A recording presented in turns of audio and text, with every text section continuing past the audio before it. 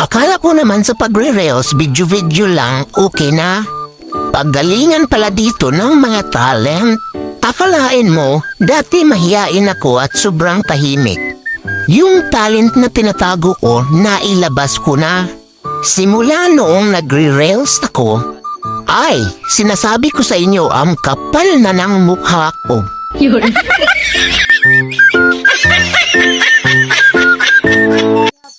Ano ng ibon, anak, medyo malayo pang lalakarin.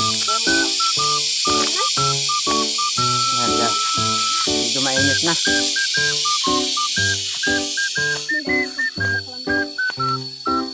Sa ilang buwan din na ngayon ko lang naman na nakaakit ang bundok. Mainit na guys, mga kabady.